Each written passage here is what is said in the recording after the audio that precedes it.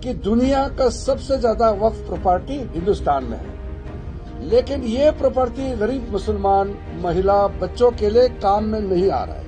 करोड़ों का वक्फ प्रॉपर्टी के बाहर में अगर कोई भीख मांग रहा है तो ये अफसोस की बात है कि ये मुसलमानों से ये प्रॉपर्टी छीन के किसी को देने का तो सवाल ही पैदा नहीं होता। आप नहीं कर सकते। पार्लियामेंट के अंदर मुसलमान एमपीज ने मुझे कहा है कि ये अच्छा काम हो रहा है, मजबूरी से प्रोटेस्ट करते हैं अपने पार्टी के दबाव से।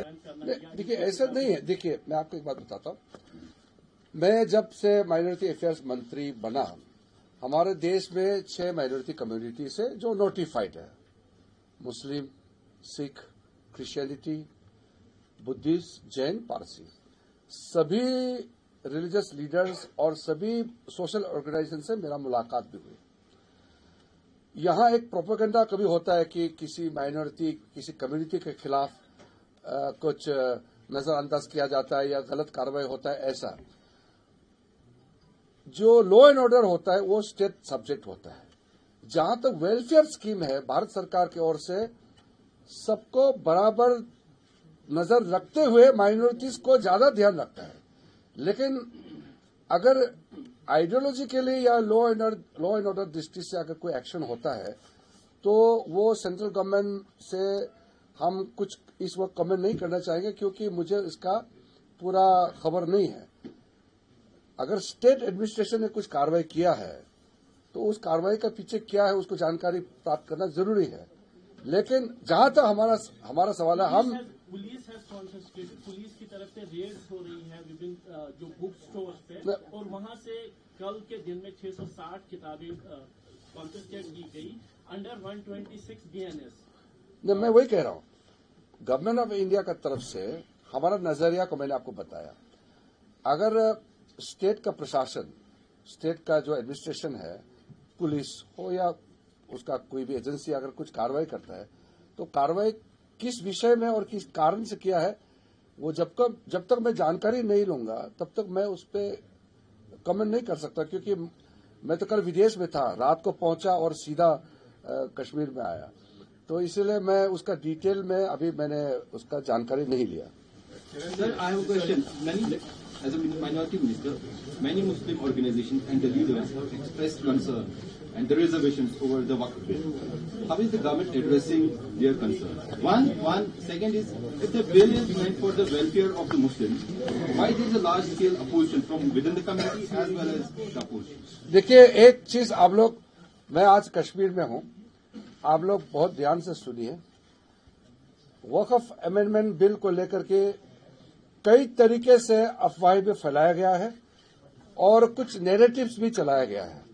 मैं बहुत साफ आपको कहना चाहता हूं, जब हमने ये बिल पेश किया पार्लियामेंट में, हमारा इंटेंशन बहुत साफ है और हमने पार्लियामेंट में बताया भी इस बात को कि वक्फ बिल अमेंडमेंट का सोल ऑब्जेक्टिव्स है कि दुनिया का सबसे ज्यादा वक्फ प्रॉपर्टी हिंदुस्तान में है, लेकिन ये प्रॉपर्टी गरीब मुसलमान, महिला, बच्चों के लिए काम में नहीं आ रहा है। करोड़ों का वक्फ प्रॉपर्टी के बाहर में अगर कोई भीख मांग रहा है तो ये अफसोस की बात है। तो इसलिए हमने वक्फ अमेंडमेंट बिल में प्रावधान बहुत साफ किया है कि ये मुसलमानों से ये प्रॉपर्टी छीन के किसी को देने का तो सवाल ही पैदा नहीं होता। आप नहीं कर सकते हैं। हमारा देश कानून से चलता है, संविधान से चलता है। आप किसी का प्रॉपर्टी कैसे लेंगे? ये तो प्रॉपर्टी को ट्रांसपेरेंटली मैनेज करने का और वक्फ बोर्ड का प्रॉपर्टी जो कोर्ट में, ट्राइब्यूनल में पेंडिंग है और प्रॉपर्टी जो है इस्तेमाल नहीं हो पा रहा है, लोगों का भला के लिए कोई काम नहीं आ रहा है, इसलिए हमने वक्फ अमेंडमेंट बिल प्रपोज किया है। ये कुछ लोगों ने इसको अपोज जरूर किया है। मेरे पास हजारों मुसलमान जो प्रतिनिधि आए हैं, महिलाओं का प्रतिनिधि, हजारों मुस्लिम महिलाएं मेरे पास में आई, सबने मुझे तारीफ किया। Chandrababu Naidu and minister Nitish Kumar on board. हाँ, सब साथ में है।